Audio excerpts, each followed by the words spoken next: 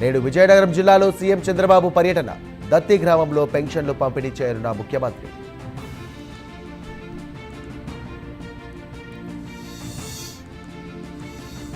అంగరంగ వైభవంగా తిరుమల బ్రహ్మోత్సవాలు. నేడు అశ్వవాహనంపై శ్రీవారి విహారం.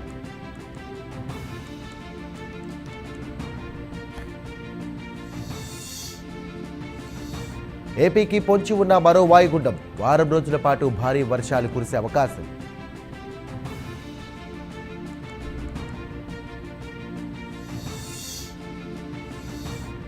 నేడు తెలంగాణలోని పలు జిల్లాలకు వరుస సూచన. అప్రమత్తంగా ఉండాలని అధికారుల హెచ్చరిక.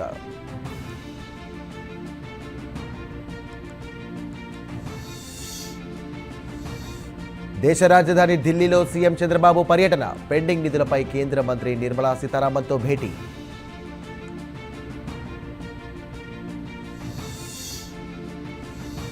రేపు మందు మాంసం షాపులు బంద్. గాంధీ జయంతి సందర్భంగా దుకాణాలు బంద్ చేయాలన్న జీహెచ్ఎంసీ.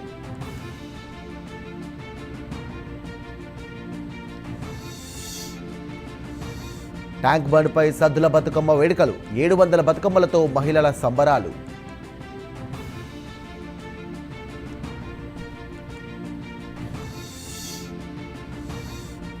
ఎయిర్ బస్ కంపెనీ కోసం ఏపీ ముందడుగు. న్యూఢిల్లీలో ఎయిర్ బస్ బోర్డుతో సమావేశం.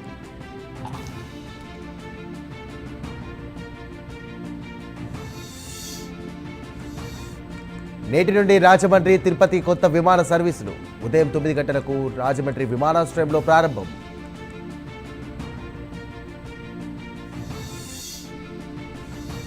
ట్యాంక్ బండ్ వద్ద బతుకమ్మ వేడుకలు. 500 మంది కళాకారులతో సాంస్కృతిక కార్యకలాపాలు.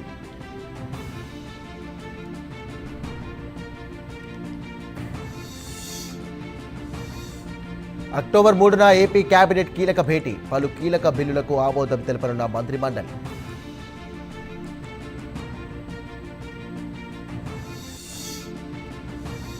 బీఆర్ఎస్ చేసిన బాకీలనే ప్రభుత్వం కడుతోంది. కేటీఆర్ వ్యాఖ్యలకు టీపీసీసీ చీఫ్ మహేష్ కౌంటర్.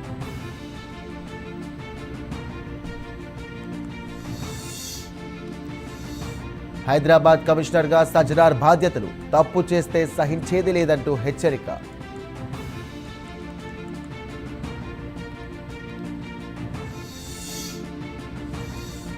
ప్రభుత్వానికి రిటైర్డ్ ఐఏఎస్ అధికారి ఈఎన్ఎస్ శర్మ ఉత్తరం. విశాఖలో గూగుల్ డేటా సెంటర్కు అనుమతి ఇవ్వొద్దంటూ లేఖ.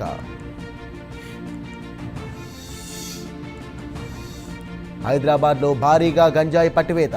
6 కోట్ల విలువ ఉంటుందని అధికారుల అంచనా.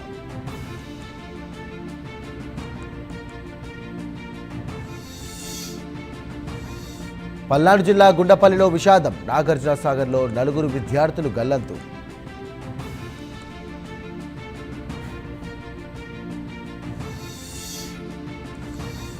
అంబరాన్నంటుతున్న బంగారం ధరలు. 5 రోజుల్లో 4,000 రూపాయలు పెరిగిన పుత్తడి.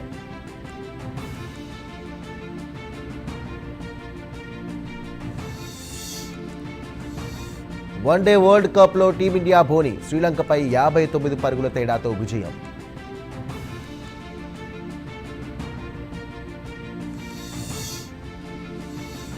విశాఖలో 5 కోట్ల కరెన్సీతో అమ్మవారి అలంకరణ. 7 కిలోల బంగారం, 12 వెండితో ముస్తాబు.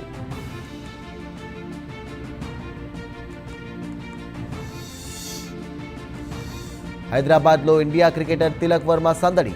ఆసియా కప్ గెలుపు భారత్ జవాన్లకు అంకితమన్న క్రికెటర్.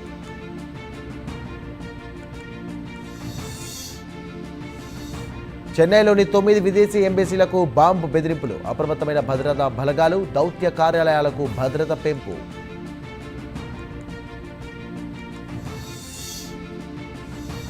కరూర్ తొక్కిసలాట ఘటనపై స్పందించిన హీరో విజయ్. త్వరలో బాధిత కుటుంబాలను పరామర్శిస్తానని ప్రకటన.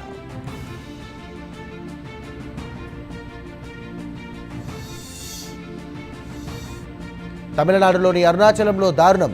ఏపీ యువతిపై కానిస్టేబుల్స్ అత్యాచారం.